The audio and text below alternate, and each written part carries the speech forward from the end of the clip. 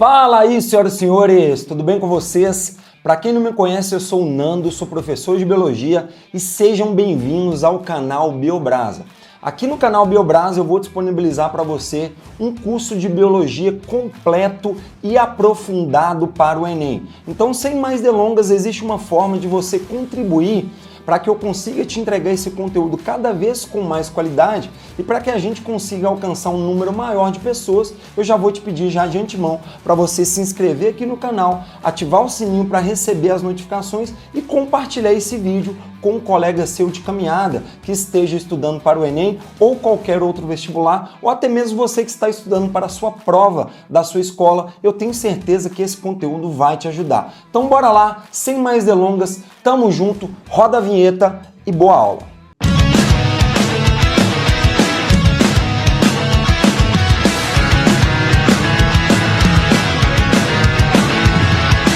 Olá, senhoras e senhores, tudo bem com vocês? Sejam bem-vindos a mais uma aula de Biologia com o professor Fernando Costa.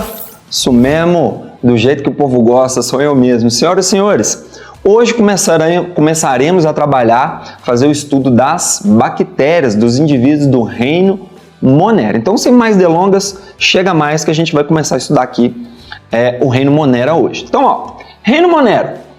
O reino Monera, ele é dividido, está contido os indivíduos que são chamados, os indivíduos, as eubactérias, que são as chamadas bactérias verdadeiras. Então, eu vou colocar aqui entre parênteses, eubactérias, mas você pode chamar simplesmente de bactérias, tá?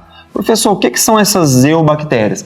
Eu vem do grego, que na biologia significa verdadeiro. Então, eucariontes, quer dizer núcleo verdadeiro. Então, o eu aqui, ó, vem de verdadeiro. Então, as eubactérias são as bactérias verdadeiras. O que são essas bactérias verdadeiras, professor? Quer dizer, então, que as outras bactérias são falsas? Não. As eubactérias quer dizer que são bactérias que são essas bactérias comuns, essas bactérias que estão no nosso dia a dia, essas bactérias que nos causam doenças, as bactérias que são agentes infecciosos. Então, são essas bactérias que não têm uma qualidade, digamos assim, especial. Por quê?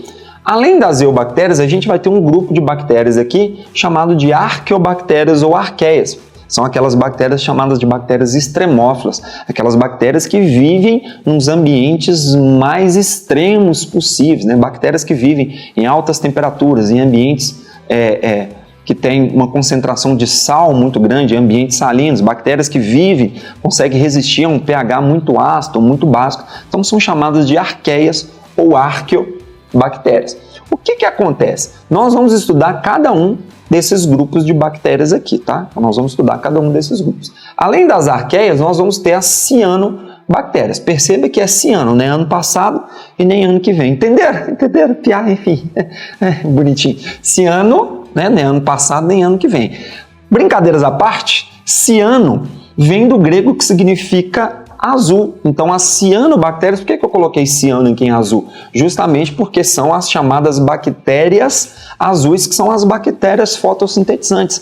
Antigamente, acreditavam que esses grupos de indivíduos eram algas, então eram chamados de algas azuis ou cianofícias. E aí, houve uma revisão da sistemática filogenética, houve uma revisão sistemática, viram que, e aí perceberam que esse grupo de indivíduos, eles eram muito mais parentes, eram muito mais aparentados evolutivamente das bactérias do que das algas. Então, colocaram agora esses indivíduos que eram antigamente chamados de algas azuis como cianobactérias, ou seja, bactérias azuis, que são as bactérias fotossintetizantes. Vão ser aquelas bactérias que vão formar aquela primeira parte da coluna d'água nos oceanos que a gente vai chamar de fitoplâncton. Então a gente vai ter as cianobactérias e as algas unicelulares que vão ser responsáveis por produzir o O2 que a gente respira. Os grandes responsáveis pela produção do O2 mundial são as bactérias que estão, principalmente as algas unicelulares e as bactérias que estão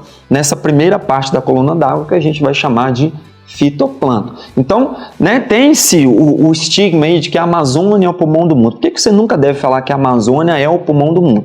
Tudo bem, a Amazônia é um ecossistema que produz muito oxigênio pela fotossíntese? Sim, só que nós estamos falando de um ecossistema que já chegou no clímax, é o que a gente chama de comunidade clímax. Produz muito O2, mas também consome muito O2. Então, a quantidade de oxigênio que sobra é muito baixa. Já esses indivíduos aqui, né, as algas unicelulares e as cianobactérias que estão nos oceanos, elas produzem muito oxigênio e consomem pouco, então elas produzem muito mais do que aquilo que elas consomem. Então o oxigênio, né, os grandes produtores do O2 mundial, digamos assim, são basicamente os indivíduos que formam o que a gente chama de fitoplâncton, as algas unicelulares e as cianobactérias. Tá? Quando a gente chegar lá na matéria de ecologia, a gente vai tratar isso melhor, mas eu não poderia deixar de falar isso para enriquecer um pouco essa aula, tá bom?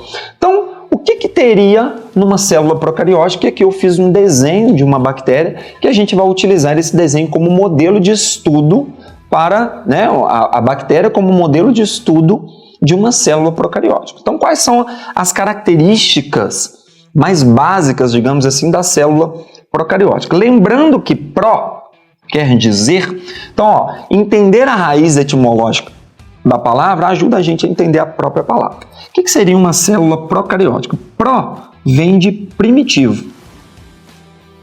Então, pró-primitivo. Cário vem de núcleo. Então, núcleo primitivo. São aquelas células, são os indivíduos que as células deles são desprovidas do envelope nuclear, do envoltório nuclear, que você também pode chamar de carioteca. Então, são células que são desprovidas de núcleo organizado por membrana. Tá? Então, essas células, as células dos indivíduos do reino Monera, elas não possuem essa estrutura, o envelope nuclear, o envoltório nuclear ou carioteca. Então, vão ser chamadas de células procarióticas ou procariontes, que são os indivíduos, todos os indivíduos do reino Monera. São os únicos seres vivos do planeta, né? Os únicos seres vivos do planeta que são desprovidos dessa membrana que a gente vai chamar aí de carioteca. Beleza? Então, ó, características básicas de uma célula procarionte. Então, ó, ausência de núcleo, né, ausência de envoltório nuclear, envelope nuclear. Sem organelas, na verdade, vai ter uma organela só, que eu vou colocar na mesma cor que eu desenhei essa organela, que vai ser os ribossomos, porque os ribossomos são responsáveis por fabricar os ribossomos são responsáveis por fazer a síntese proteica. Então, na verdade, a única organela que essa bactéria vai ter vai ser os ribossomos. Então, eu coloquei aqui sem organelas, mas é sem a presença de organelas membranosas, porque elas vão possuir essa organela aqui, ó, que é os ribossomos, que é justamente para essa bactéria fazer a produção, fazer a síntese de proteínas. Não existe vida sem proteínas, então elas precisam dessa organela para produzir as suas próprias proteínas. Tá? Vão ser indivíduos, vão ser células também que vão apresentar parede celular. Esta parede celular destas células vão ser formadas de um material chamado de peptidoglicano. Então vamos colocar aqui, ó, peptidoglicano, certo? Então peptidoglicano é um material, é um açúcar que tem na parede celular das bactérias. São os únicos indivíduos que têm parede celular? Não. As células vegetais também têm, os fungos também têm, né? Só que nas células vegetais vai ser uma parede celular de celulose. Os fungos vão ter uma parede celular de quitina. Aqui eles vão ser indivíduos dotados de parede celular. O material que constitui essa parede celular, a gente vai chamar de peptidoglicano. Tá? E aqui eu trouxe um desenho. A gente vai ver mais características sobre os indivíduos do reino Monera? Sim, a gente vai ver mais características. Por enquanto eu estou trazendo somente as características da célula. A gente vai pegar uma bactéria e vamos utilizá-la como modelo de estudo de uma célula procariótica. Então, basicamente, quais são os elementos, quais são as estruturas que uma bactéria vai ter? Então, ó, o que acontece? Algumas bactérias elas vão possuir uma estrutura para além da parede celular. Essa estrutura para além de celular que eu coloquei aqui em alaranjado, tá vendo que eu não coloquei nela toda? Justamente porque somente algumas bactérias possuem. né? Essa estrutura é chamada de cápsula. Então eu vou ter as bactérias capsuladas e as bactérias encapsuladas e não capsuladas. As bactérias encapsuladas, geralmente elas são bactérias que resistem mais no ambiente e resistem mais também ao nosso sistema nervoso, ao nosso sistema imune. Então, geralmente são bactérias mais agressivas, bactérias mais difíceis de matar. Só que não são todas que possuem essa estrutura chamada cápsula. Por isso que eu coloquei só um pedaço em alaranjado aqui, ó, justamente para te mostrar que não são todas as bactérias que possuem. Então, cápsula é essa estrutura que algumas bactérias possuem. As bactérias que possuem vão ser chamadas de capsuladas e as que não possuem vão ser chamadas de não capsuladas. Tranquilo? Além da cápsula, em roxo, eu coloquei a estrutura que eu falei para vocês que elas possuíam, que é a parede celular. Lembrando que essa parede celular é formada de peptidoglicano. Então, setinha saindo aqui, ó, parede celular. Da parede celular vão sair essas estruturas aqui que vão ajudar essa bactéria a se fixar nos ambientes, principalmente as bactérias que são parasitas, as bactérias que são agentes infecciosos, as bactérias que nos causam doença, elas vão utilizar essas estruturas aqui, ó, esses prolongamentos da parede celular, para poder se fixar na célula na qual elas vão estar parasitando naquele momento. Então essa estrutura a gente vai chamar de fímbria, tá? Então o que são as fímbrias? São esses prolongamentos, essas estruturas aqui que ajudam a bactéria na fixação. Tá bom? Depois da parede celular com as fímbrias, a gente vai ter essa estrutura que eu coloquei em vermelho aqui, ó, que vai ser a membrana plasmática. Então, em vermelho aqui, ó, tá aqui, membrana plasmática. Toda célula, ela precisa de 3 elementos básicos, né? Ela vai precisar de um envoltório externo, pode ser uma membrana plasmática, pode ser uma parede celular, pode ser os dois. Vai ter que possuir um citoplasma e um material genético. Então, a membrana plasmática está aqui, ó. Ela já cumpriu o primeiro pré-requisito, digamos assim. Tudo que está dentro da membrana plasmática, tudo que está da membrana plasmática para dentro, a gente vai chamar de citoplasma. O citoplasma é onde as estruturas que estão dentro dessas células estão imersas. Esse citoplasma ele é constituído basicamente por um gel chamado de citossol ou hialoplasma. Se você ainda não está muito bem ligado nisso, tá? Você volta lá no módulo do estudo que a gente, no módulo de biocel, no módulo de estudo das células, estou tentando lembrar o nome, o outro nome, citologia, lembrei. No módulo de citologia, que aí você vai aprender direitinho quais são as estruturas necessárias para você chamar aquele indivíduo, para você chamar aquilo de célula. Então, as células elas têm 3 elementos básicos: membrana plasmática, citoplasma, né? Ou envoltório externo, citoplasma e material genético. Então, se você ainda não está muito ambientado, não está muito ainda confortável com esses termos que eu estou usando aqui, com essas definições, volta lá no módulo de biocel, no módulo de citologia, e assiste às aulas de citologia, que você vai entender direitinho do que eu estou falando. Então, o citoplasma ele é preenchido por esse gel chamado de citossol ou hialoplasma. Então, aqui dentro eu tenho todas as organelas.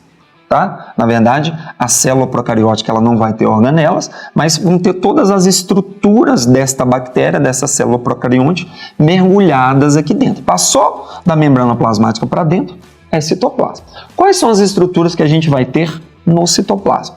A gente vai ter aqui os ribossomos, que são as únicas organelas que essa bactéria vai ter, justamente porque os ribossomos eles são responsáveis pela produção das proteínas dessa bactéria, pela síntese proteica. E aí, ó, eu costumo sempre dizer nas minhas aulas o seguinte: quando você se olha no espelho, você deve enxergar uma proteína gigante. Então, você olha no espelho e você está enxergando uma proteína gigante. Por quê? Porque tudo na gente é proteína. Nosso olho, nosso cabelo, nossa pele, cílios, tudo na gente é proteína. Então, não existe vida sem proteína. Tudo que a gente precisa é na base das proteínas. Então, não existe uma célula que não produza proteínas. Bactérias, seres procariotos, indivíduos do reino Monera, eles não têm nenhuma organela, né? Não tem nenhuma organela membranosa. Vão possuir apenas uma organela, que é o ribossomo, que serve justamente para essa bactéria produzir as suas proteínas, porque não existe vida sem proteínas. Beleza? Então, tá aqui, ó. Ribossomos são as organelas responsáveis pela produção de proteína.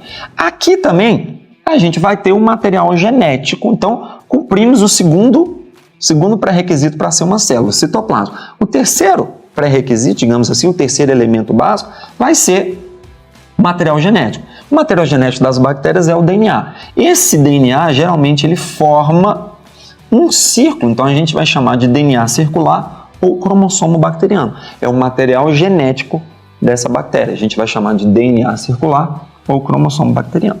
Beleza? Bactérias, de um modo geral, também têm pedaços de DNA. Pedaços, fragmentos de DNA soltos no citoplasma que não estão aqui no DNA circular, que não estão no cromossomo bacteriano. São outros pedaços, fragmentos de DNA soltos no citoplasma.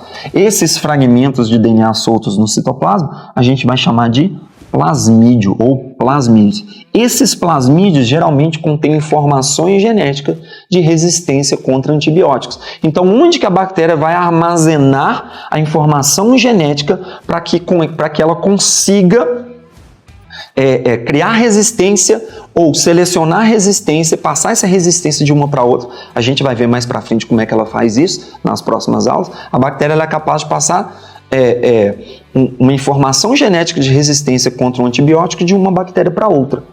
Essa informação genética de resistência contra um antibiótico a gente vai estar armazenada nesses fragmentos de DNA que ela tem no citoplasma, que a gente vai chamar de plasmídeos. Tá? Os plasmídeos eles têm também uma aplicação biotecnológica muito grande, são muito utilizados em processos de produção de indivíduos transgênicos, em processos de produção de uma técnica que a gente chama de DNA recombinante, que é quando você mistura dois DNAs diferentes e forma um indivíduo transgênico. O indivíduo transgênico é aquele indivíduo que tem dois DNAs, tem um DNA, um pedaço de DNA que não é dele, um pedaço de DNA que veio de outro ser vivo. Tá? Lá no módulo de Genética e Biotecnologia, a gente vai falar melhor sobre isso. Você pode ir lá no módulo de Genética e Biotecnologia estudar isso com calma. Lá vai estar tudo explicadinho, bonitinho. Aqui eu estou só te mostrando que essa estrutura, são fragmentos de DNA que ficam soltos no citoplasma dessa bactéria, ele tem uma aplicação biotecnológica grande e, além disso, é onde essa bactéria ela vai armazenar informações de resistência contra determinado antibiótico. E quando uma bactéria ela consegue passar essa resistência de uma para outra, ela passa justamente através dos plasmídeos. Ela transfere um plasmídio de resistência de uma para outra. Beleza? Tranquilo? Então, tudo que está da membrana plasmática para dentro vai estar dentro do citoplasma. Essa membrana plasmática ela vai ter um determinado local onde que vai ter essas dobras, esse recuo da membrana. Essas dobras, esse recuo aqui da membrana, vai ser o local onde que essa bactéria ela vai fazer respiração celular. Como eu disse, bactérias não têm organelas. A única organela que ela vai ter vai ser os ribossomos, certo? Então ela não possui mitocôndria para fazer respiração celular. Então a respiração celular das bactérias vai ser feita neste espaço aqui, digamos, nesse recuo da membrana plasmática, nesse local que a gente vai chamar de mesossomo. Então, o mesossomo é o local que essa bactéria vai fazer a respiração celular dela, uma vez que ela não possui mitocôndrias. E aí o seguinte, tem uma discussão científica, eu não vou me aprofundar muito nisso, porque até então, as provas, a ciência aceita a presença do mesossomo, mas tem uma discussão aí na ciência, você pode procurar no Google aí, mesossomo existe ou não, de que alguns cientistas questionam a existência desse mesossomo, porque eles questionam o modo como qual o descobridor, um cientista que descobriu o mesossomo, segundo alguns cientistas, na verdade, isso não é muito bem o que ele descobriu, que na verdade isso seria apenas fragmentos de coloração que ele usou, né, para poder fazer os seus estudos lá, que na verdade o mesossomo não existe. Então, isso ainda está em discussão, a ciência ainda não bateu o martelo para isso. Então, até então, nas provas, você ainda vai achar, no vestibular, nas provas de um modo geral, você vai achar que o mesossomo, ele é sim essa estrutura da bactéria na qual ela faz a respiração celular. Mais uma vez, existe uma discussão para saber se realmente esse mesossomo ele existe ou não, mas nós não vamos entrar nessa discussão aqui, nesse momento, se existe ou não existe, para nós para as provas, para o vestibular e principalmente para o Enem. O mesossoma existe sim, é essa região onde que eu tenho um recuo da membrana, onde que a bactéria vai fazer respiração celular. Beleza? Tranquilo? Suave? Beleza. E aí o seguinte, deixa eu ver se eu falei de tudo. Falei. Essa bactéria, bactérias de um modo geral, elas se locomovem utilizando essa estrutura. Então essa estrutura que eu desenhei aqui é a estrutura na qual a bactéria ela usa para poder se locomover, para poder se deslocar de um local para o outro. Essa estrutura vai ser o flagelo. Então a maioria das bactérias são flageladas, possuem essa estrutura aqui justamente para ela se locomover. Nós vamos chamar essa estrutura de flagelo. Beleza? Tranquilo? Então tá aí. Todas as estruturas, tudo muito bem explicado com muita calma, com muita parcimônia, nos mínimos detalhes para você entender a dinâmica e entender direitinho o que cada uma dessas estruturas aqui, qual que é a função de cada uma dessas estruturas aqui na bactéria. Tranquilo? Não saia daí, eu já volto com mais aulas, com mais informações sobre o reino Monera. Então a gente ainda tem uma série de coisas ainda para estudar sobre o reino Monera. Não saia daí, te espero na próxima aula. Foi um prazer inóspito, uma explosão de alegria. Manda em brasa, beijo, tchau, juízo e até a próxima aula. Valeu demais!